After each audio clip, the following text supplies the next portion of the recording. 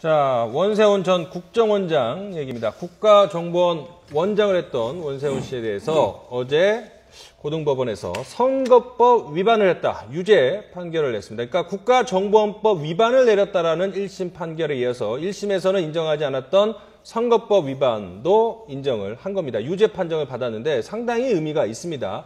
그걸 어떻게 해석을 했지 한번 보시겠습니다. 1심과 어제 있었던 2심의 차이인데요. 자, 선거 개입. 그러니까 정치 개입은 유죄 모두 맞습니다. 국정원법 위반. 근데 1심에서 엇갈렸던 게 선거법 위반이냐, 즉 선거에 개입을 했느냐, 누군가에게 유리하거나 불리한 행동을 했느냐, 의도적으로 계획적으로 이 부분에 대해서 1심에서는 그렇지 않다라고 했는데 2심에서는 그렇다 했습니다. 그러니까 이게 국정원법 위반과 선거법 위반은 상당히 큰 차이가 있죠. 하늘과 땅 차이라고 봐야죠. 그렇죠. 선거에 영향을 끼치기 위해서가 특정 후보를 당선시키거나 낙선시킨다는 게 선거운동이고, 네. 그렇다면 이게 봤을 때 1심의 판결이 나왔을 때 사람들이 이해할 수 없었잖아요. 이게 선거 개입은 있는데 뭐 정치는 아니다. 이거로 이기가 도대체 정치는 뭐고 선거는 뭐냐.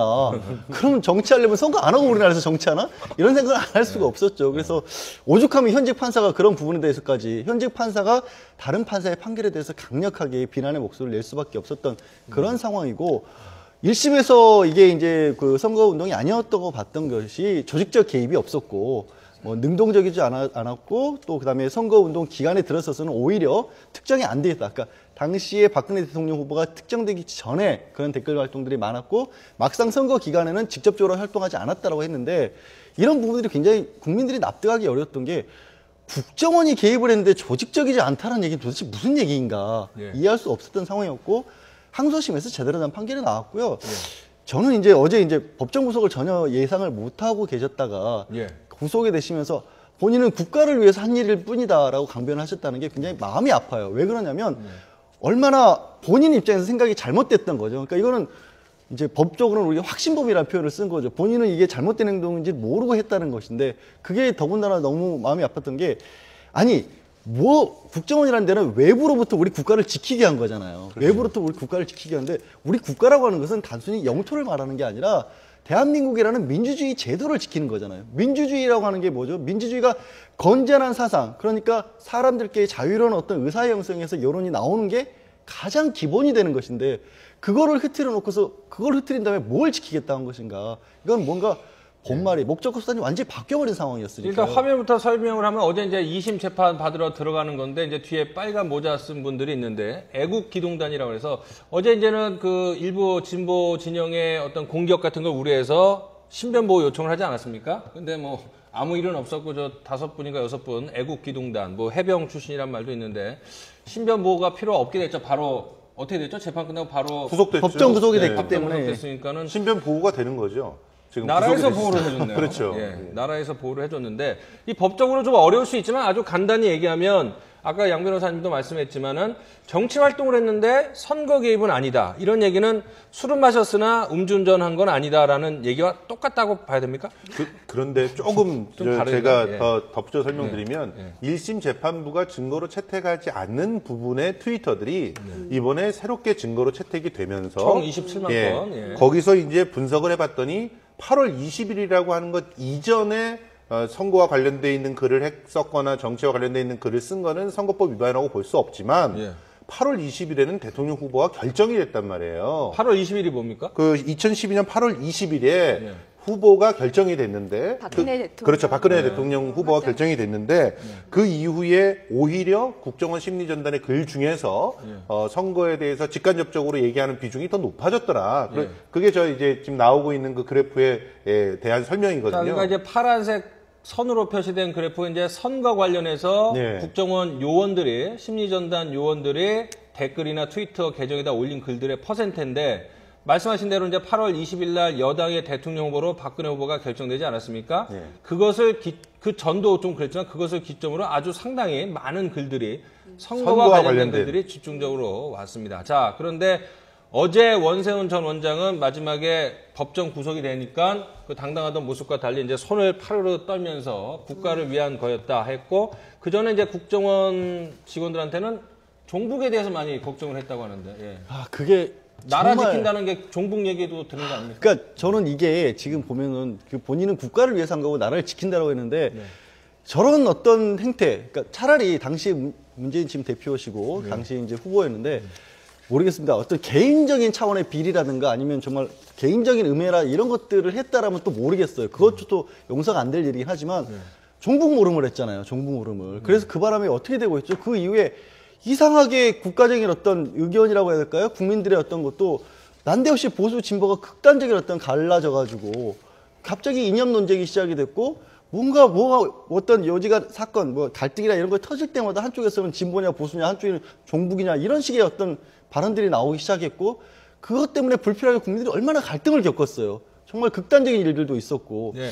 그러니까 지금 저기 국정원이 그렇게 선거에 개입하기 위해서 선거운동 한다고 했던 일들이 사실 국민들의 정서에 얼마나 큰 해악을 끼쳤느냐. 예. 그게 과연 국가를 위한 것이고 나라를 지킨 것이냐. 자, 2심 재판부의 그 어떤 판결의 핵심을 저희가 설명을 해드릴 텐데, 이른바 국정원 댓글 사건이라고 해서 이제 2012년 12월에 상당히 시끄러웠고요. 뭐 당시 야당에서도 총공세를 나섰는데, 이 재판부의 판단을 저희가 정리를 하면, 그 전에는 이제 국정원 요원들이 간헐적으로 알아서 한 거다라고 했지만, 제2심 재판부는 댓글 사건 지시는 원세훈 국정원장이 내린 거다. 목적은 특정 후보의 낙선 운동에 있다. 그 내용들은 야당 후보에 대한 반대 글을 인터넷이나 트위터에다 올린 거다. 뭐 이렇게 정리를 할 수 있네요. 그러니까 실제로 뭐, 예. 정황적으로도 안철수 후보가 사퇴하기 전까지는 안철수 후보에 상당히 집중돼 있는 그런 부정적 댓글이 있다가 안철수 후보가 또 사퇴하고 나니까 또 안철수 후보에 대한 댓글이 사라지는 그런 모습들이 또 관찰되기도 했거든요. 그래서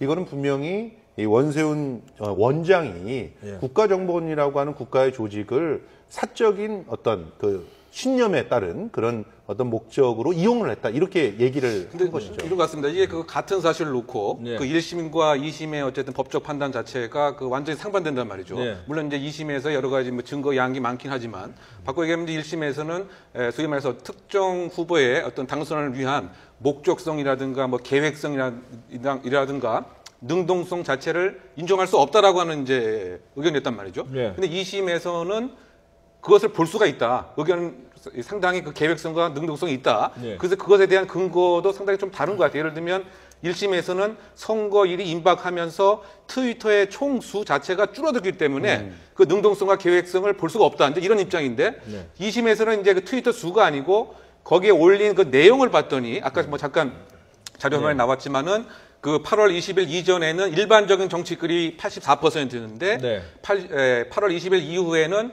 대선에 관련된 글의 그 트위터 내용 수가 사실은 84%까지 이제 봤다. 이렇게 이제 분석을 한 것이죠. 그렇다고 이제 봤을 때 과연 대법원에서는 이와 같은 사안을 어떻게 판단할 것인지가 네. 사실은 그 통진당에 관한 네. 소위 말해서 이제 네. 그 헌법재판소의 그 판결이 상당히 주목을 받았듯이 네. 이 사건 역시 그 대법원에서의 그 판단 자체가 향후 여러 가지 또 국정과 정치에 후폭풍을 불 수 있는 대법원의 역할이 상당히 중요하지 않는가라고 하는 생각이 뒤바뀔 듭니다. 가능성이 있습니까? 저는 개인적으로는 그렇게 크지 않다고 봅니다. 우선 예. 2심에서 2심까지 왔던 모든 증거와 사실관계를 그거를 토대로 예. 해서 예. 대법원은 지금 법리 판단 외에는 그렇죠. 할 수가 없는데요. 예. 근데 지금 2심에서 사실 저는 가장 많이 바뀐 이유, 2심에서 이렇게 뒤집힌 이유 중에 가장 큰 거는 새로운 증거가 1심에서는 11만 건이었거든요. 예. 그 증거가. 근데 2심에서는 27만 건이에요. 그럼 증거가 16만 건이나 더 늘어난 건데 예. 그거를 토대로 해서 이번에 이제 그 선거법 위반까지 네. 그 위정 그 유죄 판결을 네. 받은 것 같은데요. 네. 그렇다면 대법원에서도 큰 변동이 그러니까 이례적인 일이 아닌 이상은 예. 그 원심의 판결을 그대로 뭐 유지할 것 보는 같습니다. 사람마다 다르겠지만 일단은 지금 상황에서는 대법원에서 뒤집힐 가능성은 커 보이지는 않다. 그 워낙 2심에 증거로 채택된 것들이 많고 또 설득력이 있었기 때문이다 이렇게 판단을 하신 것 같은데 자 우리가 이제 뭐 악성 댓글 다는 사람은 이제 컴퓨터 키보드 그다음에 전사 워리어에서 워리어. 키보드 워리어인데 사실 저는 뭐 다른 것들도 놀랍지만 우리 국가정보원 요원들이 키보드 워리어 역할을 했다는 사실 자체가 아니, 충격입니다. 그냥 그러니까 비극적인 상황이죠. 심리전단이라면서요. 네. 그리고 국정원이 싸우려면 북한어가 써야지. 왜 키보드를 가지고 나라 안으로 들어와서 나라 안에서 내전을 일으킵니까? 이거는 정말 국론 분열 제가 아까 말씀드린 그 국론 분열을 국정원이 주도했잖아요. 이 사건의 본질이 그거예요. 그래서 이거 유죄로 판결 났으니 다행이고 앞으로도 정말 이런 일은 없어야 돼요.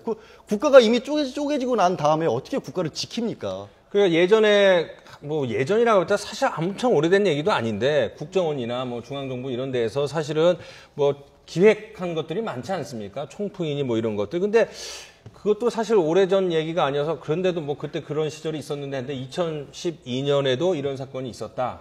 어떤 기획 관련 정치 기획이 충격입니다. 근데 이게 사이버 공간이 뭐 흑색 성전과 뭐 국내 정치에 관한 것이 사실 뭐 혼재되어 있는 면이 상당히 부분 있는 것이죠. 뭐 그러다 보니까 이제 1심에서의 그 입장 자체가 흑색 성전의 뭐 단순한 뭐 대응이었지 이것이 처음부터 아주 면밀한 계획과 이제 목적은 아니었다 이제 뭐 그런 것이었는데 네. 지금 뭐 추가 제출된 뭐 증거에 의해서 그 판단 자체가 좀 뭐 바뀐 것으로 이렇게 보입니다. 어쨌든 간에 이게 국정원의 어떤 기본 역할이 그야말로 이제 해외 정보라든가 국가의 어떤 경쟁력을 높이기 위해서 고급 정보를 배포하는 것이 가장 큰 핵심 역할인데 지금 역대 어떤 국정원장들도 국내 정치에 많은 관심과 역할을 했을 때는 늘 뭐 감옥에 가는 이와 같은 그 아픈 역사의 또 되풀이가 되지 않는가라고는 아쉬움이 있습니다. 예, 뭐 어쨌든 이런 권위주의 시대가 아닌 자유민주주의 시대에서 어떤 구태에 벗어나서 본연의 임무를 다하는 그런 국가정보원이 이번 사건을 계기로 다시 한번 거듭나기를 간절하게 바라겠습니다.